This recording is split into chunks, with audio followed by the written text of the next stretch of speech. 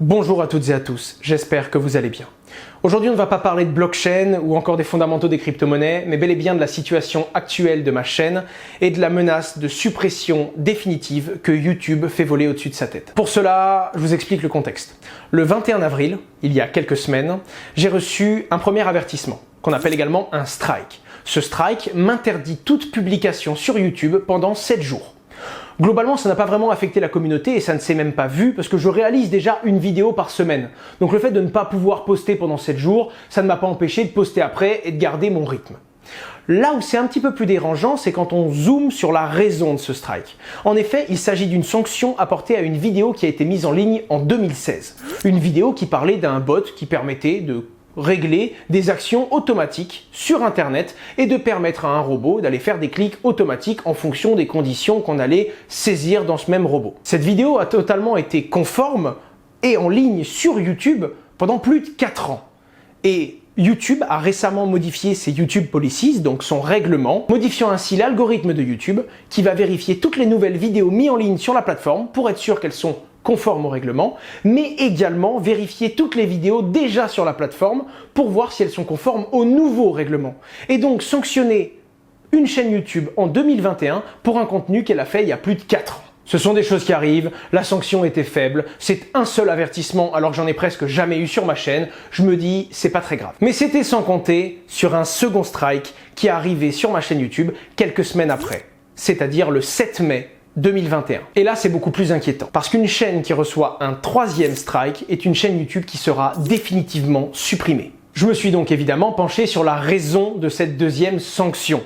Et je vous le donne en mille, une vidéo qui a plus de 4 ans d'existence et qui a été totalement conforme au règlement, encore une fois, et en ligne sur ma chaîne pendant plus de 1300 jours. Et cette fois-ci, la vidéo concernait les faucets.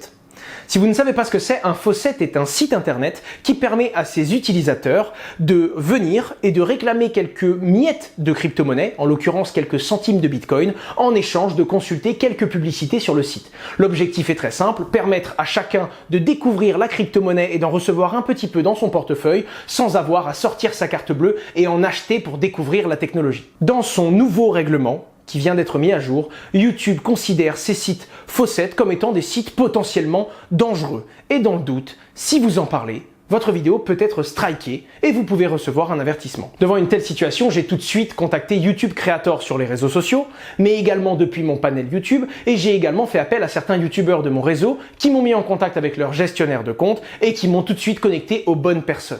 YouTube a fait une deuxième review de ma situation et j'ai reçu un mail en bonne et due forme en me disant que 1. Je méritais bien les sanctions sur ces 2 premières vidéos et 2. Me rappelant le fait qu'une troisième sanction entraînerait la suppression définitive de ma chaîne. Et là, c'est la grosse claque. Déjà parce que pour moi, c'était un principe qui venait du droit, même si ça ne touche pas tous les différents secteurs du droit, mais globalement, le droit ne peut pas être rétroactif, en tout cas pas dans ce cas-là. Imaginez si une nouvelle loi arrivait demain et sanctionnait toutes les personnes qui ne la respectaient pas hier. C'est très compliqué de savoir si on est dans les clous ou non quand on ne connaît pas toutes les règles qui vont être appliquées à notre situation actuelle. Ils auraient pu retirer ma vidéo mais ne pas me sanctionner, simplement m'avertir.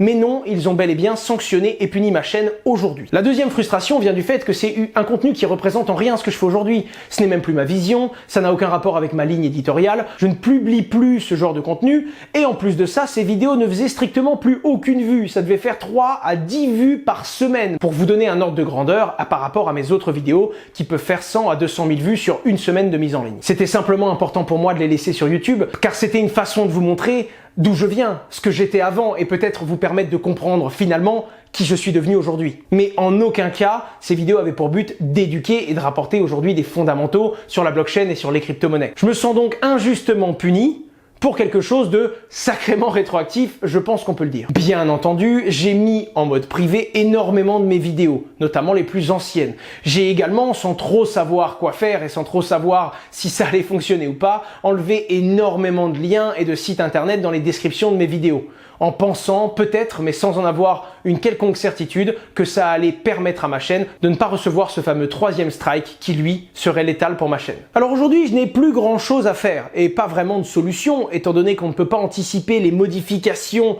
des YouTube Policies, je ne peux pas imaginer quel site considéré comme totalement conforme et inoffensif aujourd'hui, pourrait le devenir demain. Alors pourquoi je vous fais cette vidéo finalement? Eh bien il y a deux raisons principales. La toute première, c'était pour expliquer la situation. Car si demain ma chaîne YouTube est supprimée, ce serait vraiment frustrant que l'un d'entre vous arrive sur ma chaîne, voit que la chaîne a été supprimée et ne comprenne absolument pas pourquoi. Ce serait vraiment frustrant que cette personne ne puisse pas savoir ce qui m'est arrivé et je trouvais ça important de communiquer à ma communauté les raisons de la situation de la chaîne. La deuxième chose, vous vous en doutez bien, c'est pour vous dire que je continuerai à faire des vidéos.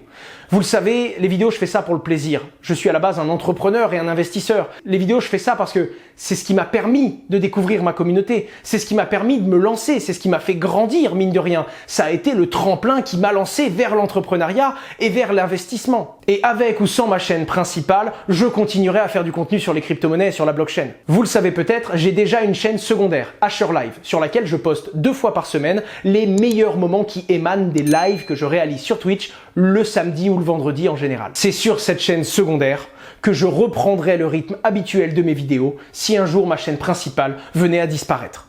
Pour des raisons justifiées ou non, mais sur cette question, je vous laisse être le seul juge. De la même façon, je vous invite à me suivre sur mes réseaux sociaux, les deux plus actifs étant Twitter et Instagram. C'est en quelque sorte une méthode pour moi de garder un contact avec vous, même si YouTube venait à couper cette chaîne principale. Ce serait quand même un comble qu'un YouTuber qui parle de blockchain et de décentralisation se retrouve coupé de sa communauté à cause d'une plateforme centralisée, encore une fois. Et c'est là qu'on en arrive au dernier point. Vous êtes très nombreux, notamment quand j'ai parlé de ce problème sur les réseaux sociaux, à me dire pourquoi tu ne vas pas sur une plateforme décentralisée.